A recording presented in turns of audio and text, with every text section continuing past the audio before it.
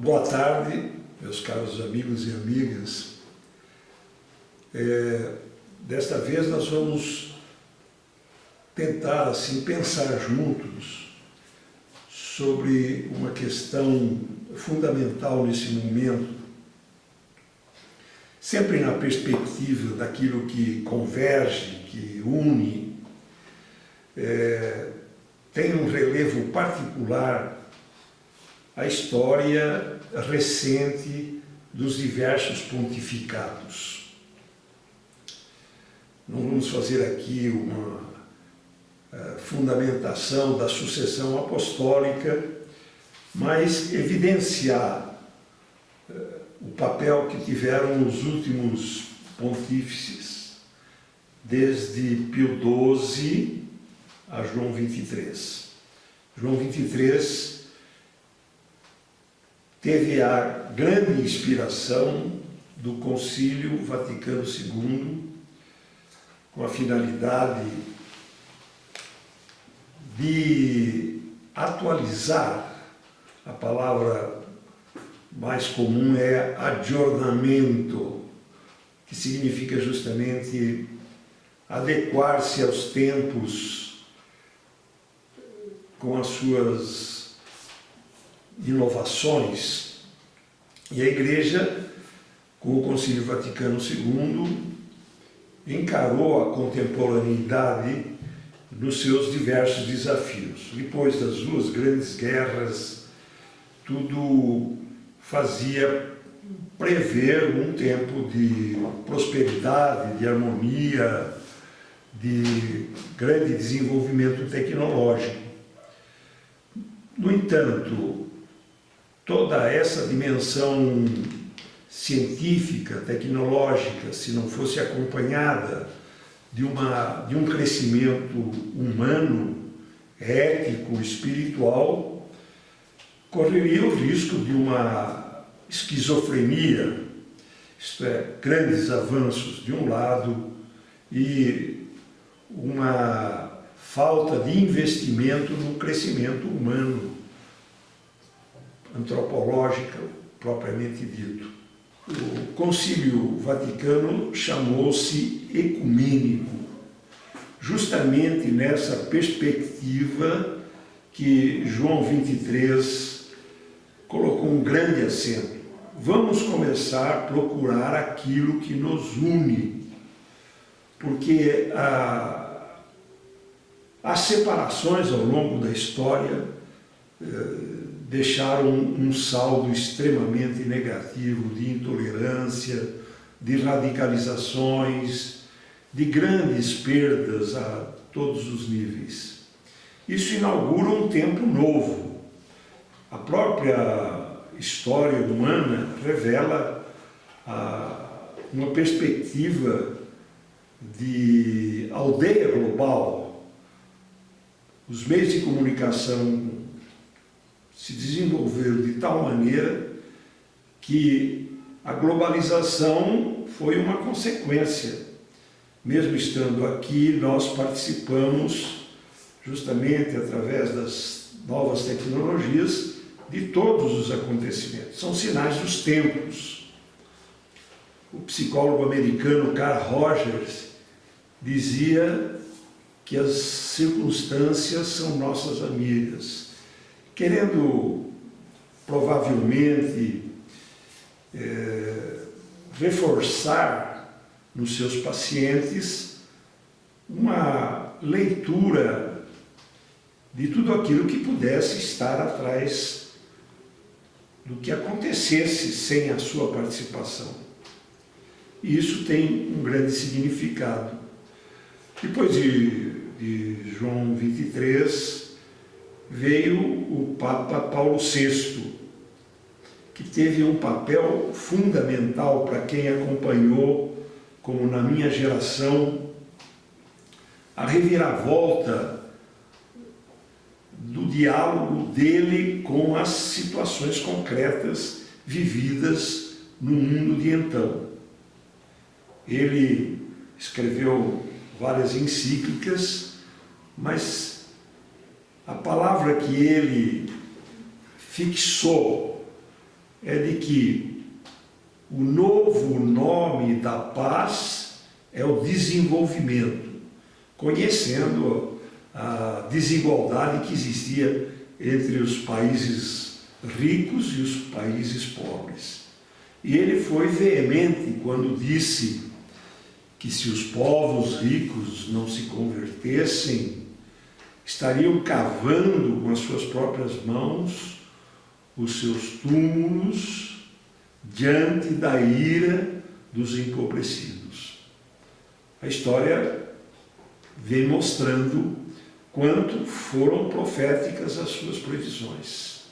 Grandes tensões se reproduziram justamente pela falta de uma distribuição harmoniosa dos bens. Se os bens não circulam ou se concentram, criam disparidades enormes e conflitos não indiferentes.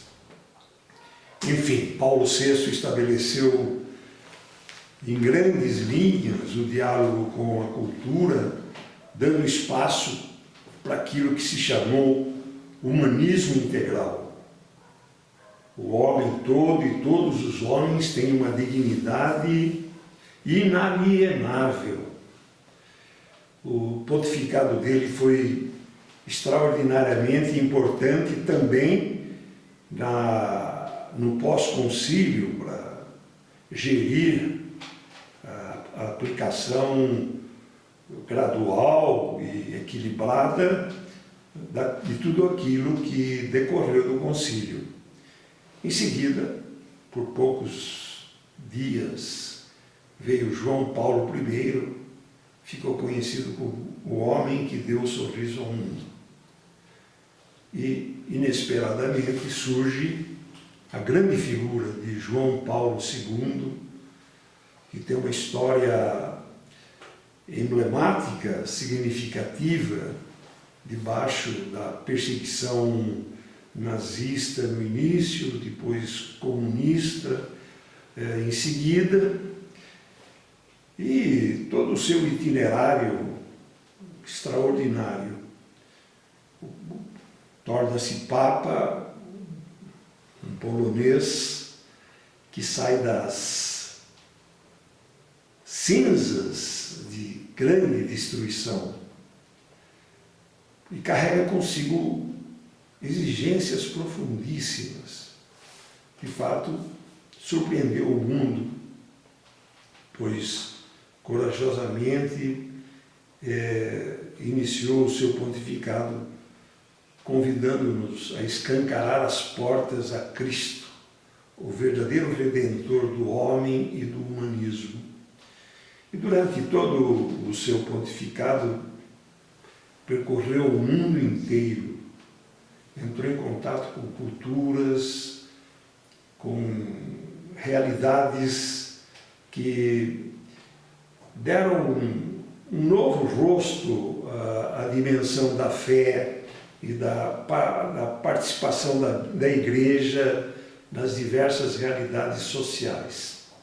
Efetivamente, ele vindo de uma experiência francamente materialista, marxista, nem sempre foi bem entendido nas suas colocações relativamente à América Latina, mas é possível que ele temesse que esse processo iniciado aqui na América Latina tomasse os rumos de regimes totalitários. É muito difícil avaliar até onde ele possa ter freado aquilo que eram as comunidades eclesiais de base. De qualquer maneira, a sua contribuição em termos globais foram reconhecidas por todos os quadrantes da Terra. As pessoas, mesmo não crendo, se encontraram diante de uma grande personalidade. Quem é que o sucedeu? Joseph Ratzinger, que tinha sido o seu braço direito durante todo esse período do pontificado. Assumiu o nome de Bento XVI, numa alusão ao Papa Bento XV, que durante a guerra teve um papel importante. A grande importância que tem Joseph Ratzinger, o Papa Bento XVI, está normalmente longe do alcance da percepção de quem tenha preconceitos, de quem faça uma leitura meramente ideológica do seu pontificado. Cada pessoa é ela mesma. Ele não tinha a comunicabilidade de João Paulo II. Não se deve fazer comparações. A comparação entre pessoas é desaconselhável. Cada um, é uma obra única, uma obra-prima. Essas comparações são sectarizantes, são fruto de desconhecimento. E depois, em relação aos pontífices, os critérios não são de preferência, como um torce para um time, torce para outro, gosta de uma cor, gosta de outra. A sucessão se dá, não é? E aqui entra a filosofia da história, a teologia da história, onde Deus se manifesta através dos acontecimentos. Não teríamos o Papa Francisco se não fosse precedido pelo grande papel de Bento XVI no que se refere a realidades fundamentais. Por exemplo, o primado de Deus. Ele insistiu sobre o primado de Deus antes de tudo. A escolha de Deus através de uma fé madura, adulta. Ele foi considerado, no século XX, entre os 3 personagens mais inteligentes desse tempo, junto com Einstein, com o físico inglês, e ele. E ninguém prestou tanto serviço no relacionamento entre ciência e religião como Bento XVI. Ele, com uma lucidez incrível, nos seus escritos e nas suas intervenções, estabeleceu de maneira inequívoca a cooperação entre ciência e religião. Em certas circunstâncias, a ciência, ou em circunstâncias específicas, cabe à ciência dar respostas. Em outra dimensão, é prerrogativa da religião dar respostas, que não se entram em conflito, muito pelo contrário. Ele esclareceu que, em certas circunstâncias, é a própria ciência que vem ao encontro da dimensão da fé, como em outras circunstâncias a fé atribui à ciência, a ciência honesta, rigorosa, o seu papel e a sua função. Uma das coisas que foi um divisor de água em relação ao Papa Ratzinger é a respeito da verdade. Ele, quando foi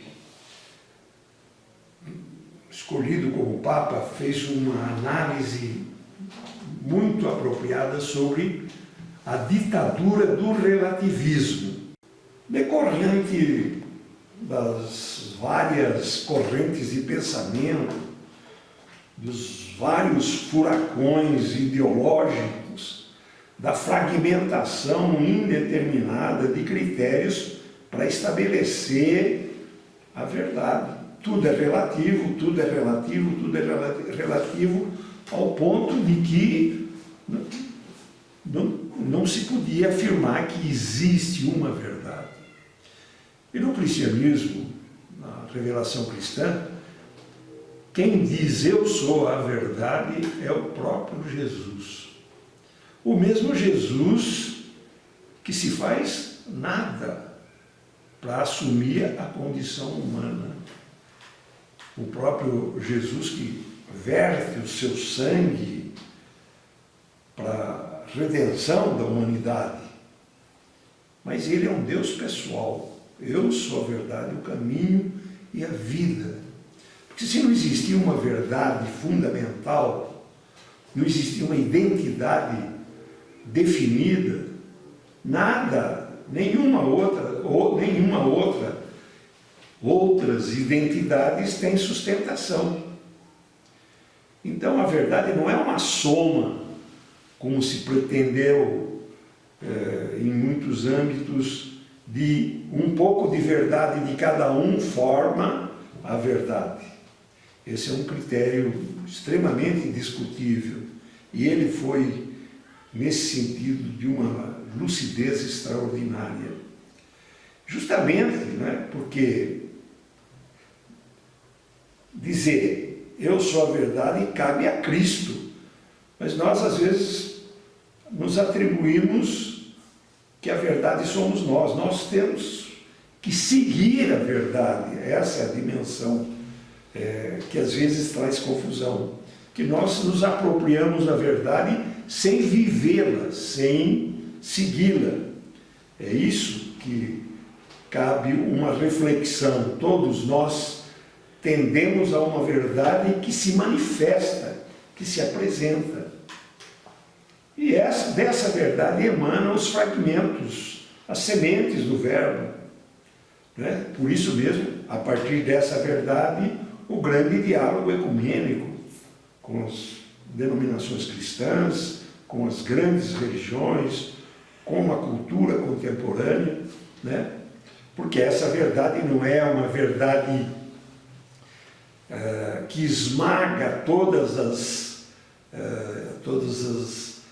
sementes e todos os valores e todas as culturas e todas as manifestações. Portanto, isso tem que ficar muito claro. Ninguém como ele procurou, através da racionalidade, chegar a uma explicação do mistério da fé até onde é possível. Todos os seus escritos e toda a sua seu pontificado e toda a sua trajetória é justamente no sentido de compreender maduramente as consequências da fé até onde é possível. E aqui tocamos um ponto fundamental, que é a passagem do Papa Bento XVI ao Papa Francisco. Há que se relevar que o próprio Papa Bento XVI, a respeito da teologia da libertação,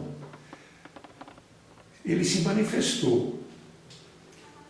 Ele tinha plena consciência e difundiu isso de maneira evidente, que a Igreja não era mais a única voz a ser ouvida na contemporaneidade, que a Igreja estava se despojando da sua temporalidade, fortunadamente, diferente de outros tempos, não é? Que a Igreja, muitas vezes manietada ao poder temporal, ou o poder temporal submisso à Igreja, ao longo da história se conheceram fases mais ou menos bem conseguidas nesse sentido. Ele, no entanto, afirma essa clara distinção da dimensão da fé distinta do poder político. E quando ele fala da teologia da libertação, ele diz: a teologia da libertação devolveria à Igreja o impacto social que teve em outros tempos. E, provavelmente, A grande dificuldade era de ordem epistemológica.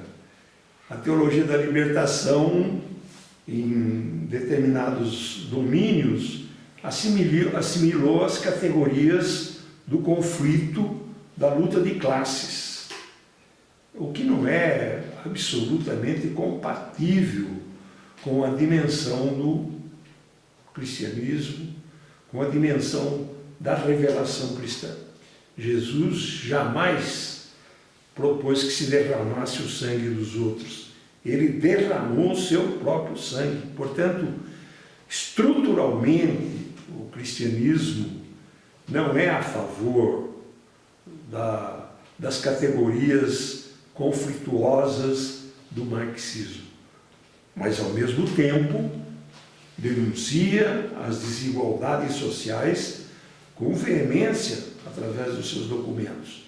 Se depois nós, cristãos, por falta de instrução, por não tomar como elemento constitutivo da fé a justiça social, dá no que nós sabemos, né? A religião não tem nada a ver com os negócios, não tem nada a ver com a cotidianidade, com a ética, etc. Mas é bem claro que se a teologia da libertação se enraizasse no mistério de Jesus, ela teria um outro desfecho. As comunidades eclesiais de base nasceram com outras características, não de luta de classe, ou de partidarização, ou de ideologização. E ele, nesse sentido, tornou-se assim muito antipopular e foi extremamente criticado aqui na América Latina. Eu mesmo escrevi um pequeno ensaio porque Bento XVI é uma bênção, mas não consegui nenhuma editora, nem mesmo de matriz católica, que publicasse esse livro pelo preconceito que se tinha em relação ao Papa Bento XVI. E aqui chegamos a um ponto crucial. Quando ele, de maneira extraordinariamente inspirada, pede demissão, chocando o mundo, né? Porque ninguém contava com esse gesto que ele atribui como uma espécie de inspiração, uma atitude mística. Ele desconcertou muitos daqueles que o criticavam. Ele mostrou o alcance da sua maturidade teológica, bíblica, o alcance mesmo do significado do papado. E aconteceu o que aconteceu, né? Sacudiu o mundo, se retirou e criou-se aquela grande expectativa. Mas o que ninguém talvez sabe, que ele, tão logo o Papa Francisco Jorge Mário Bergoglio foi eleito Papa, ele recebeu das mãos de Bento XVI um dossiê completo que ele carregou pessoas qualificadas a respeito da situação grave da vida da igreja e que ele, com humildade e com honestidade, não teria forças para levar adiante essas mudanças fundamentais da vida da igreja, começando com os abusos, começando com os escândalos econômicos e tantas outras calcificações políticas dentro da própria igreja. Ele já tinha feito, em algumas ocasiões, em alguns seus discursos, o seu desencanto, a sua tristeza por ver o lamaçal que estava dentro da própria igreja.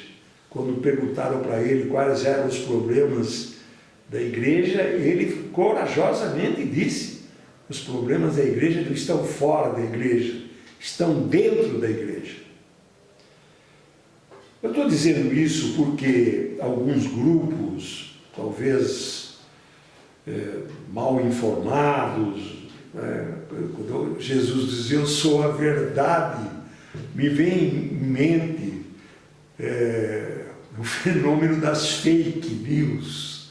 Fake news não são só notícias mentirosas. Fake news são pessoas também que se arvoram em messias, em salvadores, em gurus, em intérpretes da realidade. Não é?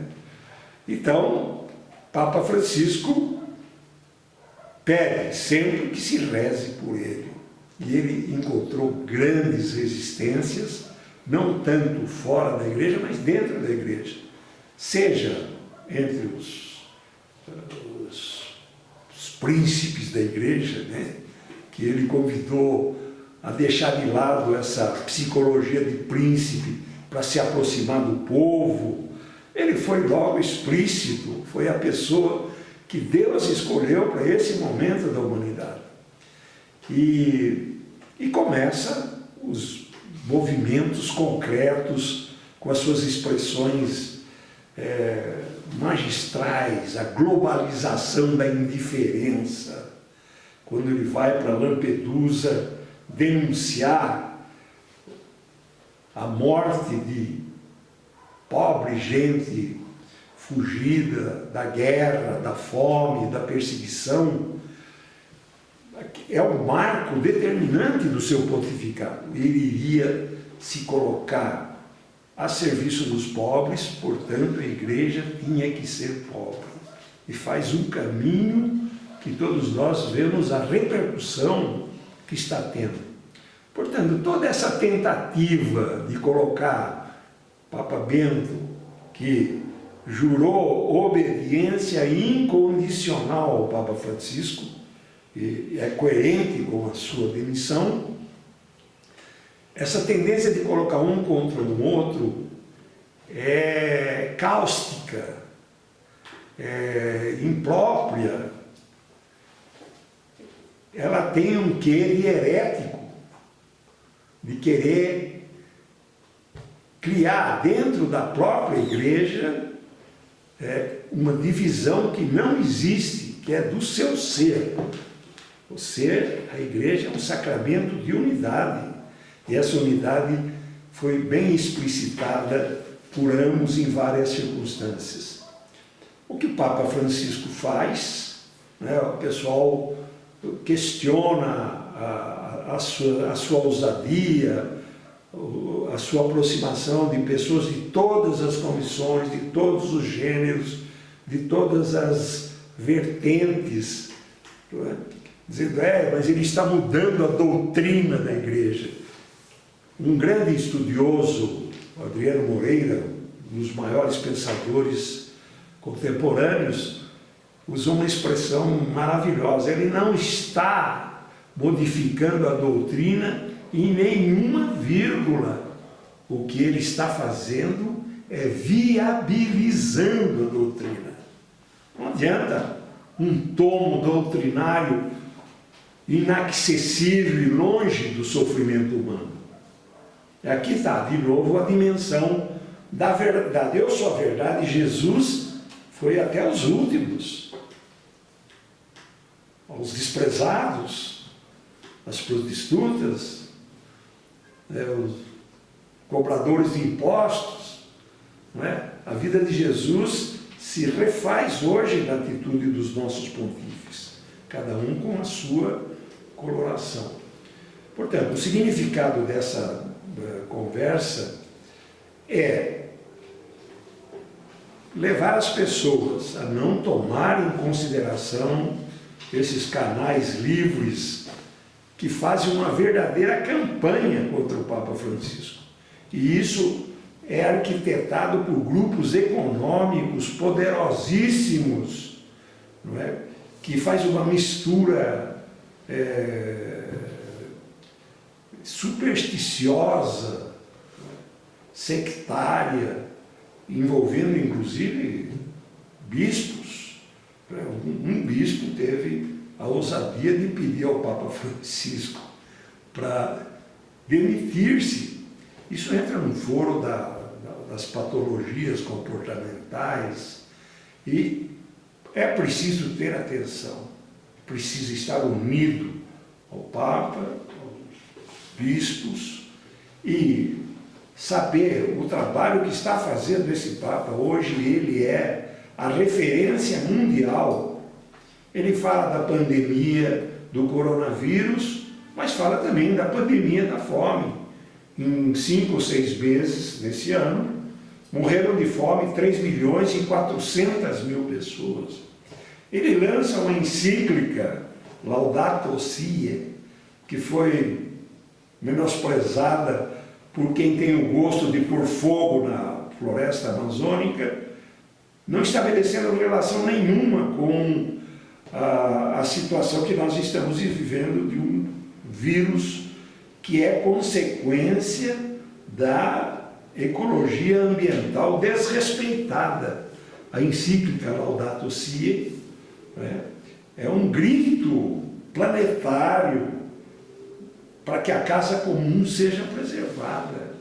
Ele estabelece um grande diálogo com as grandes religiões, especialmente com o islamismo, com o hebraísmo, com as grandes religiões, com o patriarcado de Constantinopla. Por quê? Tem a percepção profética de que Jesus nos quer uma só coisa. E esse é o significado profundo. Não se deixem levar por essas redes particulares de pessoas que se dizem informadíssimas e colocam imagens de Nossa Senhora para justificar versões absolutamente infundadas, ameaçadoras, desagregadoras. Jesus veio sobre a terra para nos unir. E a igreja é sinal dessa grande unidade que nós devemos realizar. Muito obrigado. Até a próxima, quando eu gostaria de relatar a minha experiência pessoal como membro do Movimento dos Focolares no acompanhamento e na adesão a tudo aquilo que o Papa Francisco está anunciando.